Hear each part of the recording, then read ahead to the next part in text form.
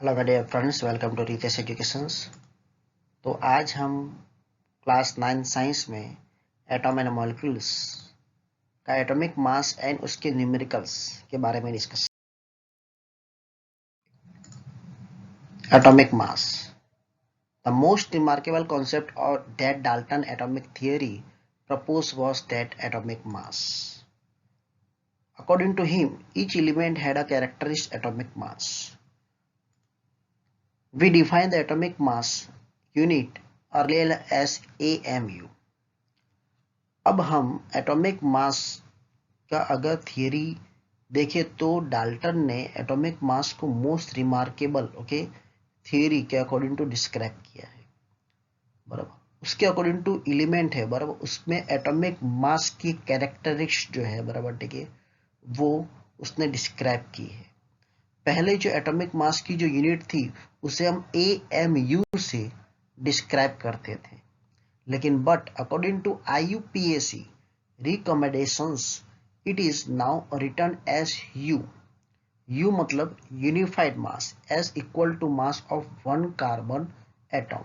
यानी अभी जो है IUPAC के अकॉर्डिंग टू जो है हम मास जो है मास की जो यूनिट है उसे हम U से दर्शाएंगे। U मतलब होता है इसका मीनिंग होता है यूनिफाइड मास। U का मतलब क्या होगा? यूनिफाइड मास होगा।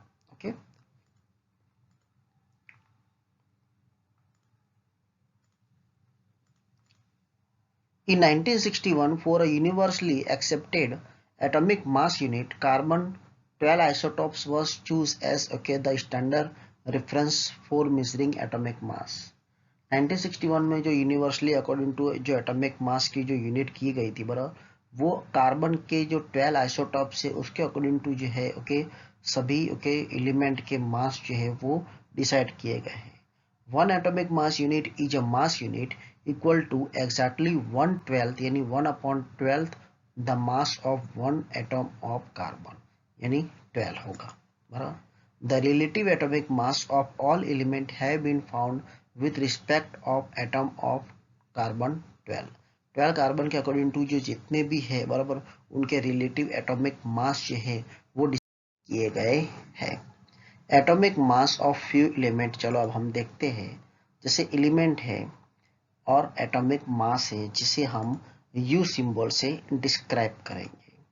तो हाइड्रोजन का 1, कार्बन का 12, नाइट्रोजन का 14, ऑक्सीजन का 16, सोडियम का 23, मैग्नीशियम का 24, एल्यूमिनियम का 27, फास्फोरस का 31, सल्फर का 32, क्लोरीन का 35.5, पोटेशियम का 39 और कैल्शियम का 14। आपकी टेक्स्ट बुक में अमुक जो है वो नहीं दिए गए, जो मैंने लिख दिए आपकी, मतलब है ना, जो सम आपके पूछे जाते हैं उसके अकॉर्डिंग टू जो है मैंने ज़्यादा डिस्क्राइब कर दिया। जैसे पोटेशियम आपके टेक्स्ट बुक में नहीं दिया है, बराबर फास्फोरस नहीं दिया है, एल्यूमिनियम नहीं दिया है, बराबर तो वो मैंने डिस्क्राइब किया है क्योंकि आपके सम में आ सकता है, क्योंकि न्यूमेरिकल्स सॉल्व करने में ये हमें हेल्प करेंगे। तो यहाँ हम जैसे न्यूमेरिकल्स ऑफ मॉलिक्यूल मास के न्यूमेरिकल्स देखते हैं। Calculate the relative molecule mass of the following. जैसे फर्स्ट H2O, तो यहाँ पर atomic mass of hydrogen, hydrogen का एटॉमिक मास कितना होता है? 1 होता है। देखो ये हाइड्रोजन है, हाइड्रोजन का एटॉमिक मास कितना होता है? 1 होता है। तो 1 यहाँ पर हाइड्रोजन कितने हैं? 2 है, बराबर। तो 1 मल्टीप्लाई बाय 2 यानी 2 यूनिफाइड हो गया। देन आफ्टर क्या आएगा? ऑक्सीजन। तो हम यहाँ लिखेंगे एटॉमिक मास ऑफ ऑक्सीजन। तो ऑक्सीजन कितना है? यहाँ पर ऑक्सीजन जो है वो सिंगल है, तो हम यहाँ लिखेंगे 16 यूनिफाइड। यानी यहाँ पर हम डिस्क्राइब करेंगे so molecule mass of water, ये 2 unified plus 16 unified is equal to कितना होगा? 18 यूनिफाइड।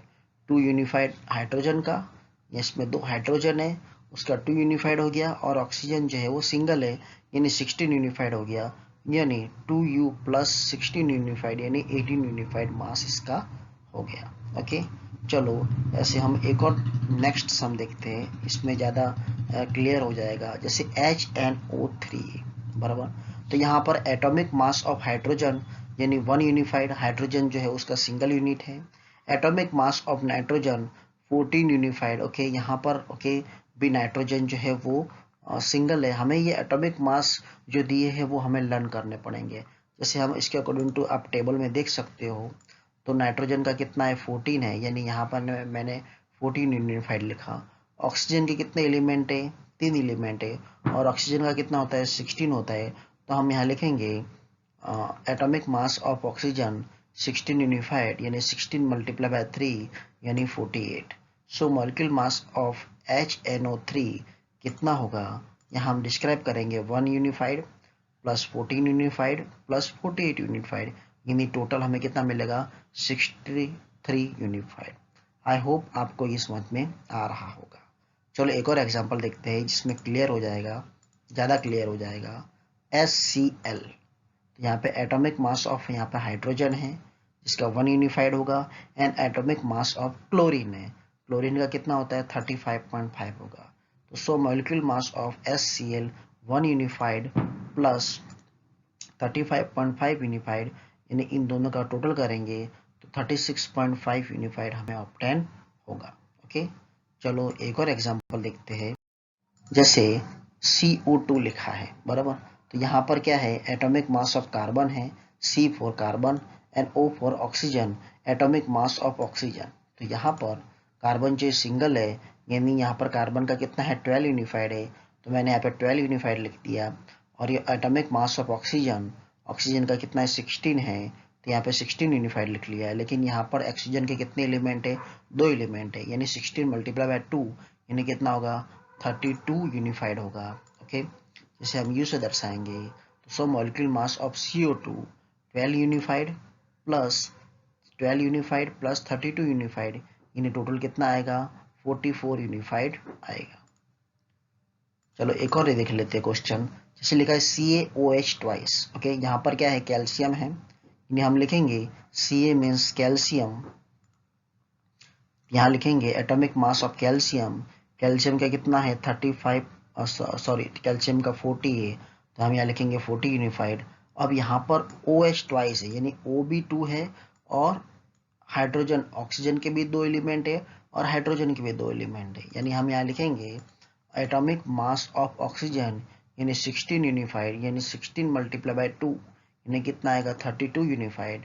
एंड देन लिखेंगे atomic mass of hydrogen 1 unified, यानी 1 मल्टीप्लाई बाय 2 यानी 2 यूनिफाइड, यानी यहाँ हम दर्शाएंगे 14 unified plus 32 unified plus 2 unified, यानी इन सब का टोटल करेंगे तो हमें मिलेगा 74 यूनिफाइड। तो इस प्रकार हम मास के मॉलिक्यूल मास का कैलकुलेशन करेंगे। आई होप आपको ये मेरा वीडियो पसंद आया होगा और समझ में भी आया होगा। अगर आपको पसंद आए तो प्लीज़ लाइक एंड सब्सक्राइब जरूर कीजिएगा।